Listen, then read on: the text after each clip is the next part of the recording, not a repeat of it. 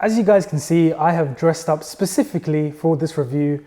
I've set the background and I'm ready to talk about Wonder Woman 1984.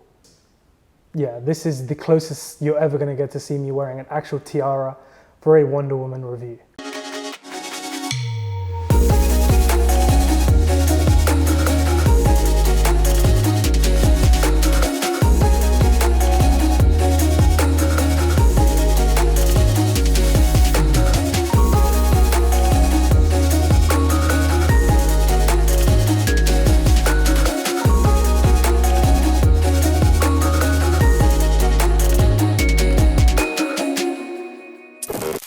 Hello guys, and welcome back to the Popcorn Podcast. My name is Dylan, of course, and I hope everyone's doing great. Today I'm going to be talking about Wonder Woman 1984, which was actually one of my most anticipated films of the year. Now, I'm a huge fan of the first Wonder Woman film that came out a couple of years ago. I think it's the best DCEU film to date, and I actually think it's one of the better superhero films of recent years. So going into the sequel, I did have high hopes, despite mixed feelings on the trailers. So what did I think of Wonder Woman 1984? Well, just to kick things off, I'm going to give you guys a brief plot synopsis, no spoilers of course. Taking place in the 80s, Diana Prince attempts to live a somewhat ordinary life whilst continuing to take on her superhero duties as Wonder Woman. When ancient mystical forces come into play, she's reunited with her past love, Steve Trevor, but trouble soon finds the pair with the rising of two new villains, Cheetah and Max Lord. Now, I have very mixed thoughts about Wonder Woman 1984. Whilst I did have a good time overall watching this film, there were quite a few aspects that I did find disappointing. But first, let's start with the positives. The film sees Patty Jenkins return to direct, which I was very happy about because she's very much made the filmmaking and storytelling behind this character her own, injecting just as much love, passion, and heart as she did with the first film. In a time where the world is facing a lot of problems, I think her style of filmmaking is a welcome sight for anyone to just feel a lot better about themselves and find comfort in the world of cinema, whether or not you're a fan of superhero films. Gal Gadot as Wonder Woman is just as charming, warm, and badass as she is in the first film. I think we've gone well past the point where anyone doesn't really buy her as this character. Chris Pine is also another welcome addition as Steve Trevor, bringing both a lot of levity and emotion. And following on from this, I really enjoyed how the roles were kind of flipped. In the first film, Diana was the fish out of water, but here in the sequel, it's very much the reverse, and once again, the chemistry between these two actors is one of the best aspects of Wonder Woman 1984. I really did buy into this relationship between Steve and Diana.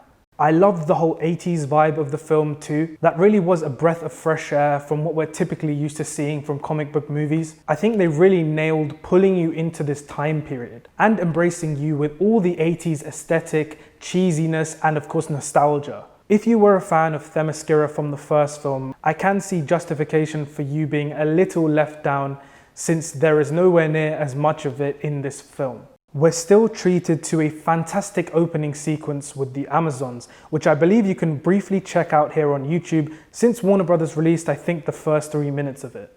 New cast members include Kristen Wiig as Barbara Minerva, aka Cheetah, and everyone's favorite Mandalorian, Pedro Pascal, as the villain Max Lord, who actually has quite a significant chunk of the movie dedicated to him. Speaking of Pedro Pascal, I should have a review for The Mandalorian Season 2 coming out at some point this weekend, so stay tuned. Although there were very familiar and somewhat cliched story elements of the two antagonists, they were a lot more fleshed out than I expected them to be, which was good.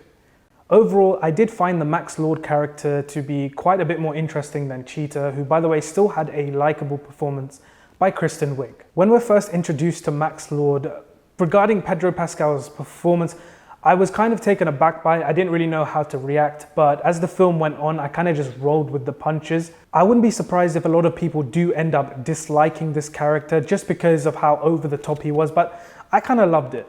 Music-wise, Hans Zimmer delivers an excellent pulse-pounding score for the film, as you would expect from him, and I think it really fits nicely with the more retro and ultimately heroic tone of this film. However, one thing that I did notice was in the third act of the film, there is a piece from Batman vs. Superman called A Beautiful Lie, which was essentially copied and pasted into the film. Now, this is probably going to be completely fine to most people because at the end of the day, the piece is great. It works well within the context of the film, and ultimately Hans Zimmer is the one who originally composed it. But I can't help but think that Hans was probably cutting it close to the deadline of the release of this film. Then again, it doesn't make any sense because this film was supposed to come out in October. But yeah, it's a bit of a random thought overall, but don't take anything away from the music of Wonder Woman 1984 because Hans Zimmer delivers yet again. I also really love the fact that a lot of Wonder Woman 1984 was shot on IMAX film as opposed to digital, with returning cinematographer Matthew Jensen.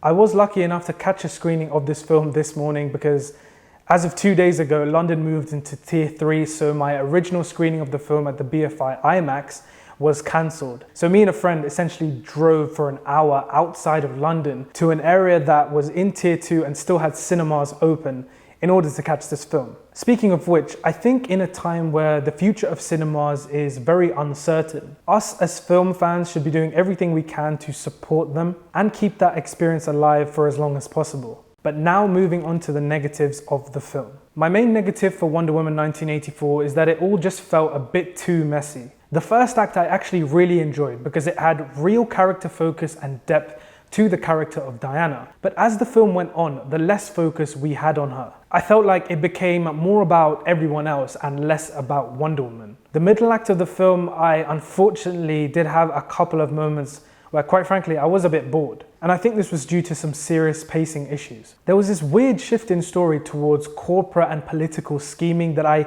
just did not find much engagement in, to be honest. And by the time we got to the final act of the film, everything was happening so fast, all at once, and sometimes it got a little bit too much.